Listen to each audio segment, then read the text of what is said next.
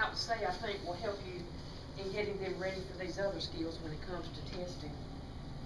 You all are smart people. And that's almost our, I won't say problem, but, you know, it's just like the Bible says, your weakness can be your strengths and your strengths can be your weakness kind of thing. Well, y'all are so smart, and you pack so much into their heads that when they come for testing, they're trying to remember everything the same you see it. This past weekend, I had a guy, and where the test site had a roll of paper towels mounted right here, which is fine. It was just kitchen paper towels. And he was trying to take his arm and roll that paper towel down, and he was just doing all kinds of gyrations, so he wouldn't touch anything with his hands. And I thought to myself, well, that's a good teaching point right there.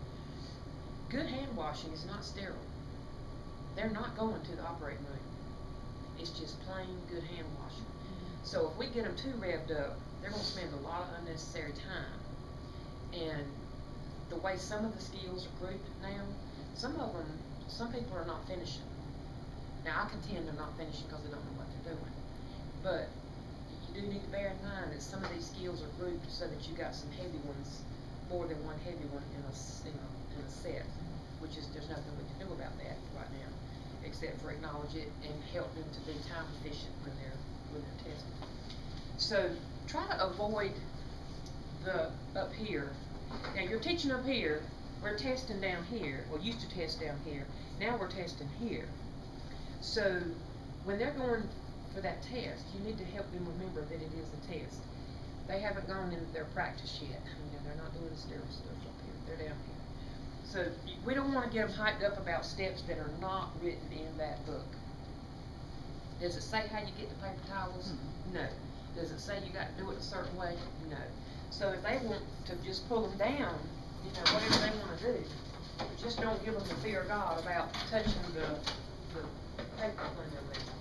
All right. Tell them to take their watch off.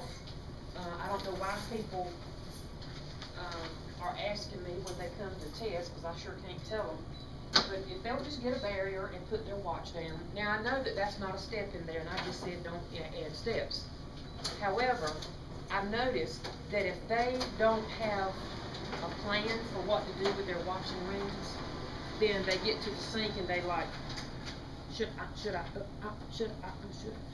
And I know you've told them, but tell them when they go for testing, put them a paper towel down. If they got watches and rings, put it over there and just forget it until they get done. All right, we got our paper towels. Got to get this water going. Here's something else I'm beginning to see a lot of. Oh, wow. I'm seeing a lot of that.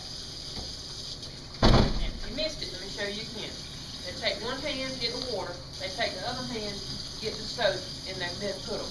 What step number does it say wet thoroughly? So if they do that, they're going to miss that step. Now they need to get plenty. And for some reason, they think once they touch it one time, they can't touch it again. It's like it's, you know, tell them to pump that rascal until they get adequate soap, because they want a good lather. And they won't get those wrists. I hope somebody's counting. I am. I'm fine. Okay, good.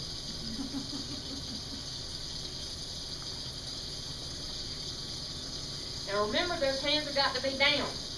We had a workshop in forgot what county it was in. Anyway, west of you, northern part of the state, but east of you. And one of the teachers was so short, when she came to the sink to do her hand washing, her hands were just like this. Oh, wow. I've got one like that this semester with spinal bifida. Get them on the stool. Yeah. Get them on the stool. So that their hands are at their elbow level, they're not going to get credit for that step. Those hands have got to be down. Some teachers are have experience in the operating room and it carries over. And so the teachers will tell them to raise their hands and drive from the fingertips this way. That's surgical stuff. We ain't doing that. We just do a plain old hand washing. And you know what? I'm not real sure if I did my fingers good. And that's something I want you to go over with your kids over and over again. They can correct themselves as many times as they want to. There's few exceptions, and I'll tell you about those as we go along.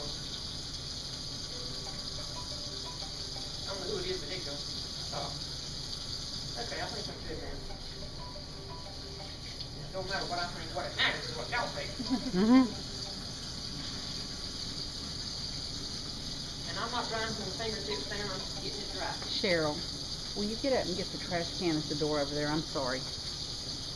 I meant to get it for you. That's really exciting. Okay.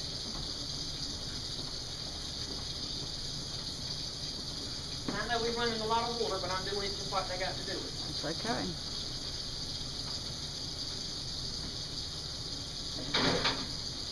And yes, I reached over there and touched that thing, but does it say anything about you can't touch the countertop?